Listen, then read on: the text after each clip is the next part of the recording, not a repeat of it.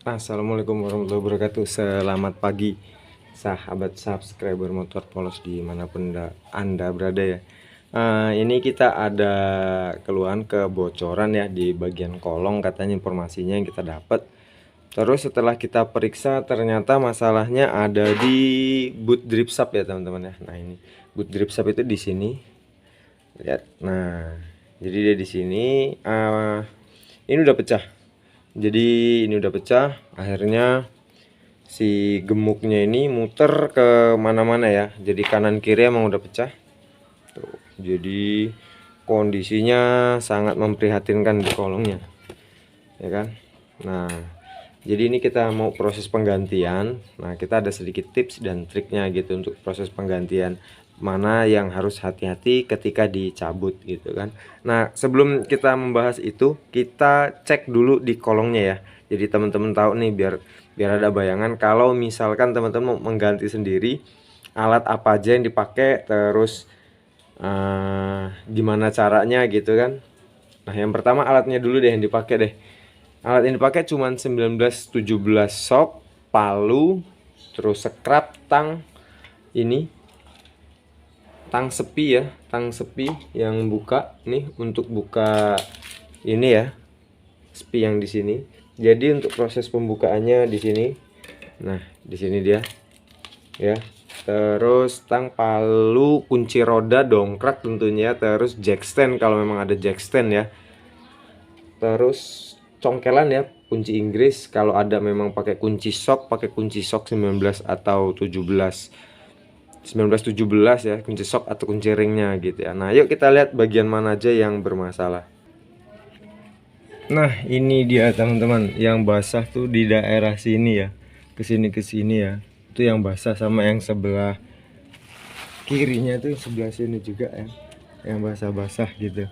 Nah, ini untuk proses pelepasannya dulu ya. Itu yang di bagian sini tuh kita lepas, ini bracketnya.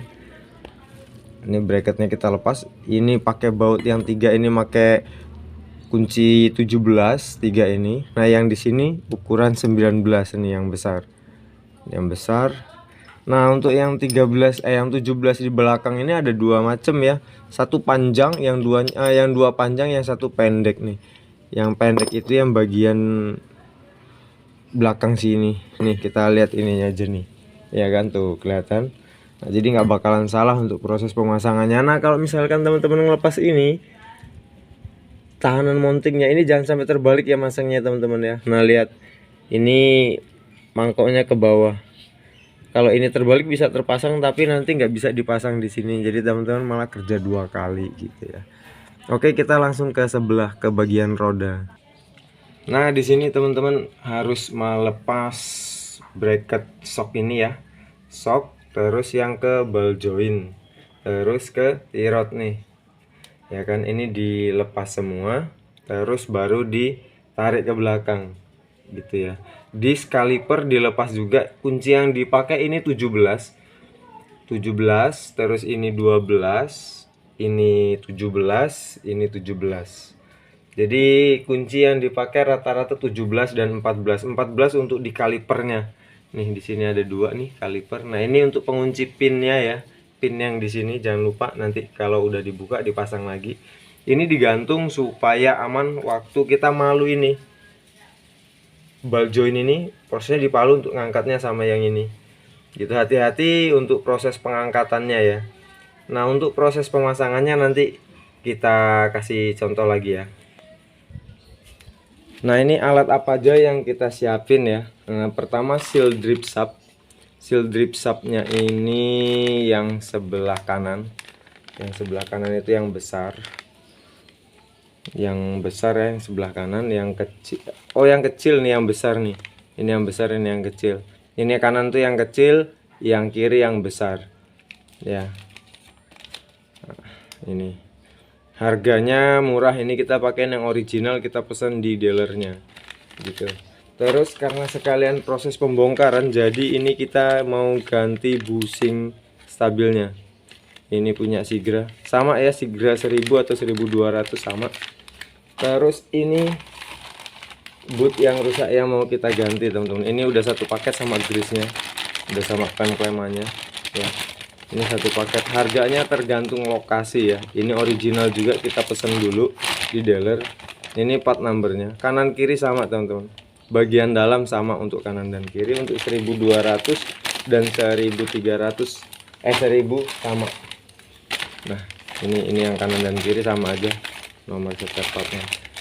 Oke, jadi sebelum dipasang kita harus bersihkan dulu ya ininya, kita bersihin dulu, jadi nanti proses pemasangannya lebih mudah teman-teman.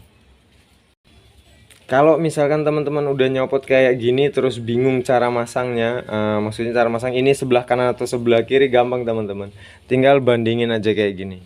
Nah, lihat, ini yang tinggi, ini yang pendek. Jadi di drip subnya itu juga terbagi dua ya teman-teman ya. Ada dua, beda kanan dan kirinya. Aduh, tangannya kejepit.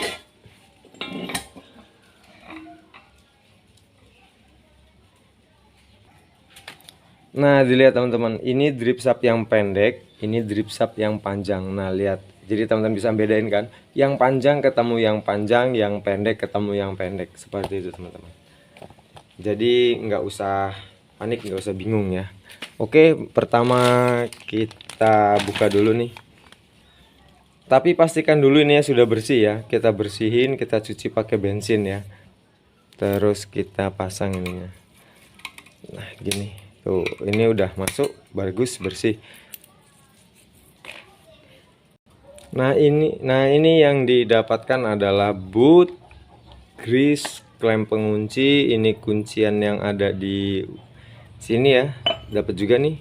Nah nanti ini kita copot, kita ganti yang baru. Terus ini ada pin pengunci juga nih, pin pengunci yang di sini ya. Nih.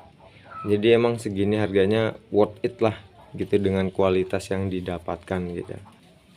Pertama-tama kita masukkan dulu nih klem yang bagian paling dalam ya. Bagian paling dalam kita masukin dulu seperti ini. Terus langsung kita masukkan bootnya. Bootnya dilihat baru, bagus ya. Nah terus dimasukin ini sampai di batas tengah sini ya. Tapi kalau misalkan mau masang yang ininya dulu nih, ini nggak apa-apa, dilebihin dulu. Nah gini, oke. Setelah itu baru kita masukin ini sama aja ya, bolak-balik ya, nggak masalah. Yang penting ini terpasang, ini sama aja bolak-balik tuh, sama aja. Ini sama aja bolak-balik, kalau terpasang bisa masuk, tapi pin penguncinya nggak bisa terpasang teman-teman. Nah jadi teman-teman nggak usah khawatir. Misalkan ini kita terbalik nih, nah lihat tuh terbalik ya, jadi dia nggak bisa kepasang ini pin penguncinya di sini tuh kan. Kita balik, nah pin penguncinya bisa masuk. Teman-teman mau tahu bedanya di mana? Kalau di luar seperti ini nggak ada bedanya teman-teman, ukurannya sama. Tapi kalau dilihat bagian dalam, nah lihat teman-teman, ini ada gripnya ya tuh, ini nggak ada. Nah, gitu. Jadi posisinya yang ada ininya bagian dalam seperti ini teman-teman. Nah seperti ini ya. Langsung kita pasang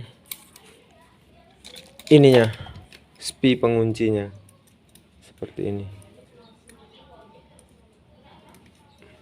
Jangan lupa ininya diganti dengan yang baru ya teman-teman, dibantu dengan obeng min supaya masuk. Nah untuk memastikan spinya itu teman-teman wajib diputar gini. Nah kalau dia bisa muter dengan lancar, dengan mudah seperti ini, artinya sepi sudah terpasang dengan benar. Setelah itu baru kita tarik gini. Nah baru kita pasang klemnya. Sebenarnya ini ada SST-nya ya buat teman-teman ya. Ini ada SST-nya, tapi kalau nggak ada kita bisa pakai intang, tang lancip atau tang spi seperti ini. Nah jadi untuk teman-teman yang belum ada SST untuk nariknya ini, teman-teman bisa pakai tang ini, tang besar, tang lancip atau tang sepi ya. Nah yang ditarik itu ini teman-teman nih, perhatiin nih, ini. Jadi ini dengan ini dibuat untuk dudukannya ya teman-teman ya. Jadi dia bisa nyangkut. Karena yang lamanya itu udah pasti rusak ya. nih seperti ini.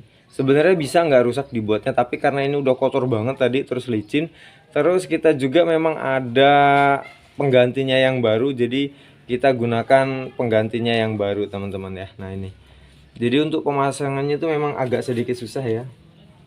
Jadi tadi nggak ke video karena situasi kondisinya sendirian susah. Jadi ini mau saya praktekin lagi, nanti saya ambil yang baru nih. Nah untuk teman-teman yang untuk masang ini, itu kalau nggak ada SST nya kita pakai tang sepi tutup gini ya, atau tang lancip, atau bisa juga pakai tang besar seperti ini. Jadi ini contohnya seperti ini ya. Nah yang ini kan sama aja, cuman beda bentuk aja, ini yang besar. Nah ini itu dibuat tatakannya ya sama pabrikannya ya mungkin ya. Nah jadi kita bisa buat nariknya itu gini. Nah ini gini ya, kita tarik terus sampai dia ini nyangkut ke ujung sampai maksimal gini. Nah sampai ke dalam sini. Nah gini, ini tapi yang sebelah sini ya, baru dia maksimal kayak gini. Itu cuman modalin tang aja, tapi kalau teman-teman mau pakai SST juga bisa lebih mudah malah. Jadi SST itu ngelibet ke sini, terus narik ini kayak reset gitu, tek tek tek tek tek tek tek gitu, jadi lebih mudah. Tapi mudah-mudahan teman-teman punya SST-nya jadi nggak pakai tang. Oke, yang lanjut kita proses pemasangan. Nah ini setelah kita proses pemasangannya semua selesai, kita pastikan klem bawahnya kenceng, terus ininya udah diproses yang benar, terus kita di sini ya. Nah sebelum kita masukkan grease atau gemuknya, kita coba dulu. Nah ini ini ya, ini ada bendolan-bendolannya ini ya, itu masuknya ke sini ya teman-teman ya. Kita coba dulu sebelum dipasang. Nah jadi kita memposisikan dulu nih. Sebenarnya tadi sebelum dipasang harusnya kita putar dulu nih, kita posisiin dulu gitu ya, biar enggak cepet rusak lagi nih gitu ya kan. Nah kalau misalkan ini digeser susah, lebih baik kita lepas sepinya, kita tarik ke atas, kita geserin. Nah kurang masih kita geserin lagi. Nah seperti ini teman-teman ya. Jadi ini untuk gap di sini. Nah begitu ya, jadi jangan dipaksa putar, tapi ininya jadi lepas. Ini lebih mudah kok ngelepasnya. Masang sepinya jangan sampai terbalik teman-teman. Kita pasang lagi. Jadi untuk keawetan spare partnya insya Allah lebih terjamin ya. Nah kalau kita habis buka sepi, pastiin dia bisa berputar seperti ini, lihat. Nah setelah itu baru kita masukkan grease nya. Aduh, grease nya masih disegel lagi nih, buka dulu deh. Nah ini untuk proses pemberian gemuknya dibagi-bagi ya teman-teman ya. Yang pertama itu di sebelah sini, yang kedua di sebelah sini, yang ketiga di sebelah sini. Jadi diprosesin merata teman-teman. Jadi satu grease ini, satu wadah ini untuk satu kali pakai ya. Emang ini udah ukurannya. Sudah, kita tarik, kita padetin nih. Setelah itu baru kita masukin ke sininya juga. Nah di sininya dikasih nih, apa deh, di sini dulu. Ini cuman 115 gram ya. Kasih di sininya juga. Kalau grease yang lama masih belepotan, ganti aja ya teman-teman ya, gantiin grease-nya juga nih. Tuh. Lihat, nah sudah, masukin aja ke sini nggak apa-apa teman-teman. Tuh, cerot gitu, habisin semuanya. Udah nih, nggak kelihatan teman-teman. Habis semuanya, ini udah habis nih tuh. Memang satu wadah. Dah. Duh, selepel. Buang. Itu baru kita pasang. Pasangnya hati-hati teman-teman.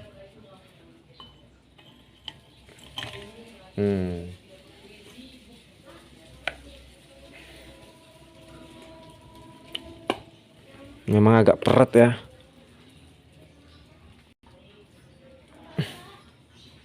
Sudah itu kita lapin grease-nya. Tinggal di pin, teman-teman. Jangan lupa nih yang di sini diganti nih. Nih, ini diganti ya. Jangan sampai enggak. Kan kita udah dapet. Kalau enggak diganti, untuk apa? Dibeliin yang baru. Itu juga nggak bakal kepake kemana-mana. Cuman bisa dipakai di sini doang. Nah, ini tinggal naikin ke atas. Tinggal kita press nih. Nah, lihat. Ini sama kayak yang tadi ya. Untuk proses pengepresannya, proses pemasangannya. Nih, lihat. Bismillahirrahmanirrahim. Pakai sudutnya ya di sini nih. Kalau mau pakai tang gede, kalau mau pakai tang lancip enak nih. Ya.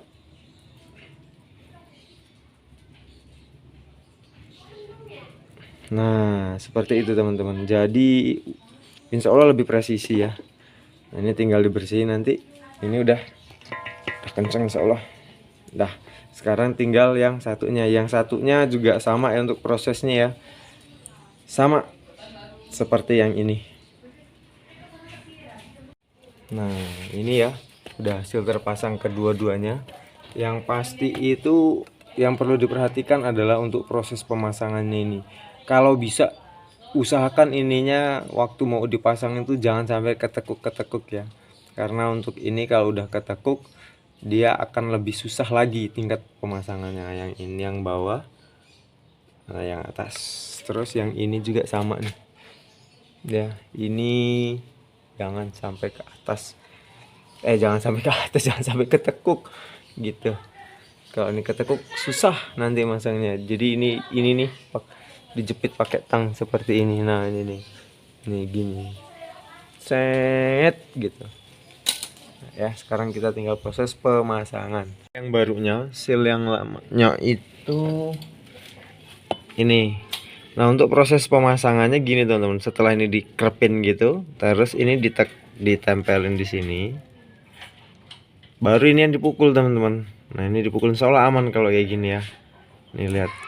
Untuk proses pemasangannya jangan terbalik. Tapi ini nggak mungkin terbalik sih. Karena kalau gini nggak bisa dia masuk ya. Tapi ini gini. Nih lihat. Sini dipukul. Nah, untuk proses pemasangannya nanti diusahakan berdua. Yang satu megang di sini untuk ngepasin ini. Terus yang satu dorong dari arah roda teman-teman. Nah, nanti ini tinggal dibersihin aja ya. Nah, bersihnya gini teman-teman, kita pakaiin cleaner seperti ini, terus disemprot aja. Nah, nanti ini bersih sendiri gitu ya. Nanti ini tinggal bersihin. Ini cuman contoh aja tuh, gini ya, bersihin aja makanya bersih sendiri dia teman-teman. Assalamualaikum warahmatullahi wabarakatuh teman-teman. Yang ini sekedar informasi ya, mungkin teman-teman banyak yang lebih paham, tapi ada juga beberapa yang mungkin belum paham.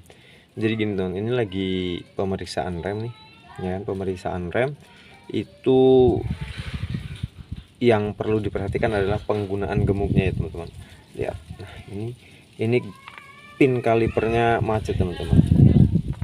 Ini kalau dibiarin lama kelamaan ini jadi macet teman-teman. Sepertinya ini ada kesalahan, bukan kesalahan ya, kurang tepat. Jadi untuk pin kaliper ini gunakan grease atau gemuk yang memang diperuntukkan untuk dia. Nah, ini pakai gemuk yang warna hitam ya. Gemuk yang warna hitam itu kurang bagus teman-teman untuk direm. Jadi ini harus dibersihkan dulu. Nah, dia kalau yang pakai gemuk yang warna hitam terus kental pekat itu kurang tepat kalau untuk rem teman-teman. Itu lebih tepatnya untuk boot drip shaft ya. Nah, jadi kalau ini kita bersihkan dulu nih. Terus ini kita bersihkan juga, kita buka nih. Tuh lihat. Kita bersihkan ya. Ininya juga kita bersihkan semuanya. Terus kita ganti pelumasnya teman-teman. Gunakan untuk pelumas itu yang untuk bearing teman-teman. Biasanya itu lebih tahan panas. Karena di sistem pengereman itu butuh pelumas yang bagus teman-teman ya. Yang bisa bagus itu berfungsi sebagaimana mestinya ya. Jadi dia itu butuh pelumas yang tahan panas teman-teman. Nah saya bukan iklan ya, tapi kita gunakan tipenya. Nah ini untuk bearing, jadi dia lebih tahan panas. Bisa pakai Kyodo Yoshi, bisa pakai Top One, bisa pakai grease yang lain. Jadi ini kita gunakan seperti ini. Nah lihat, insya Allah kalau pakai ini nggak macet teman-teman ya. Tuh, ini ada tekanan anginnya, jadi dia lebih awet. Jadi nggak bentar-bentar cek rem, bentar-bentar cek rem gitu ya. Nah ini lebih awet nih gitu ya teman-teman ya. Jadi untuk penggunaan pelumas pada rem, nah misal ada nih gemuk yang hitam tadi yang kita pakai tuh, ini yang tadi ya, makanya itu nggak bagus. Akhirnya ini kan untuk drip shaft tuh, untuk di as roda situ tuh ya kan. Nah di sini nih yang ini nih, itu dipakein di sini, itu tidak tepat teman-teman, karena di sini lebih panas gitu ya. Ini kita pasang semua baut pin kalipernya, kita ganti pelumasnya. Nah jadi tuh lebih enak, lebih smooth, nggak keras-keras amat kalau ini teman-teman rasain ya tuh. Jadi semuanya bakal kita ganti nih, termasuk yang di sebelah kanan. Ini kan di sebelah kiri ya. Nah, lihat, kita copot aja. Tuh lihat, gemuknya warna hitam. Ini nggak lama bakalan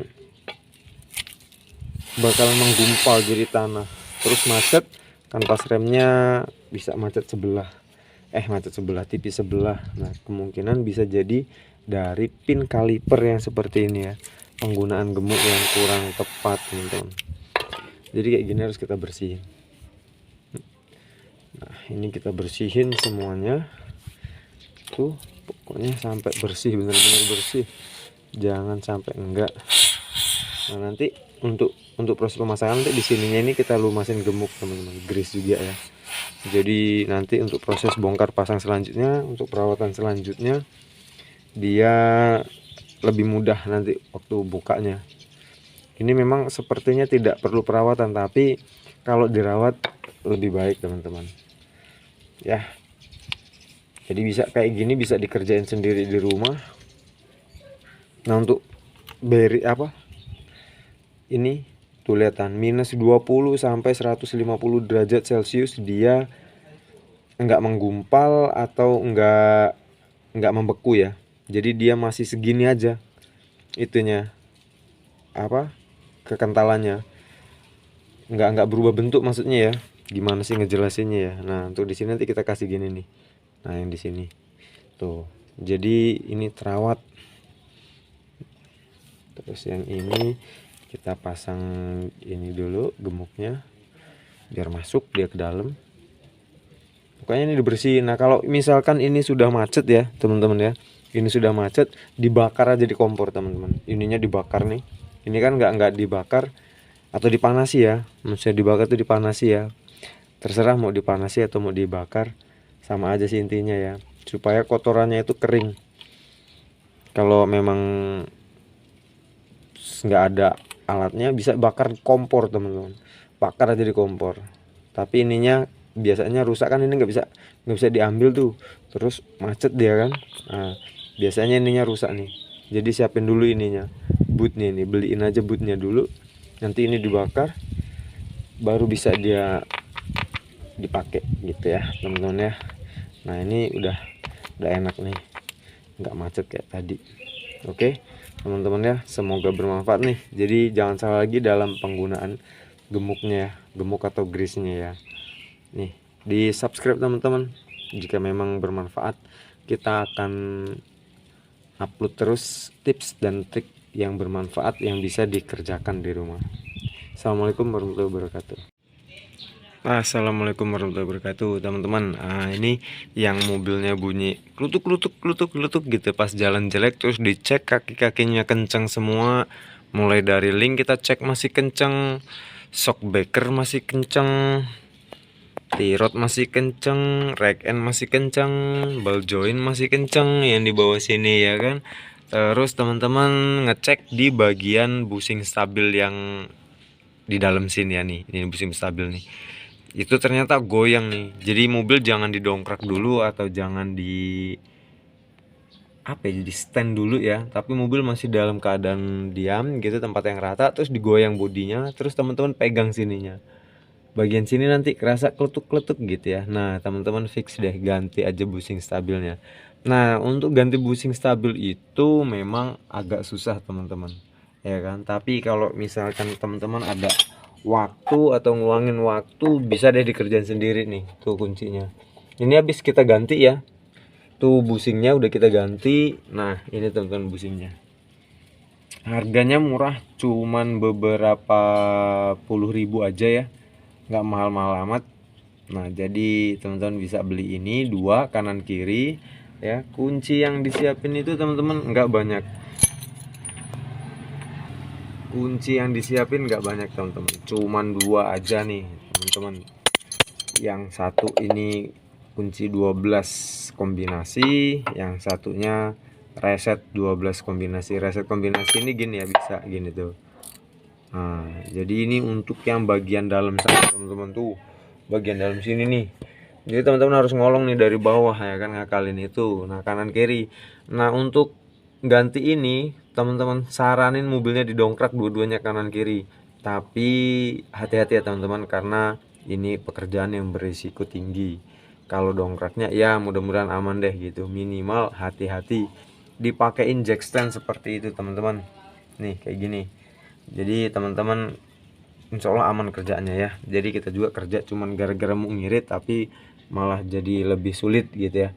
Nah nih, jadi teman-teman bisa ngerjain sendiri, tapi tetap hati-hati. Kalau memang dirasa nggak sanggup, bawa ke bengkel teman-teman ya, memang di situ tempatnya gitu. Nah bengkel di mana ya, bengkel terdekat, bengkel rekomendasi teman, atau bengkel kemana aja, bisa ke dealer resmi atau kemanapun lah. Yang penting teman-teman keluhannya teratasi gitu ya, tapi teman-teman minimal bisa cara mengeceknya sendiri gitu. Ini nih yang sering bermasalah nih, busing stabil depan, kanan dan kiri. Oke teman-teman, semoga bermanfaat, walaupun nggak ada nganunya ya, apa, prakteknya ya, tapi terlihat kan cuman pakai kunci 12 teman-teman. Tuh mudah kok teman-teman ya. Semoga bermanfaat. Assalamualaikum warahmatullahi wabarakatuh.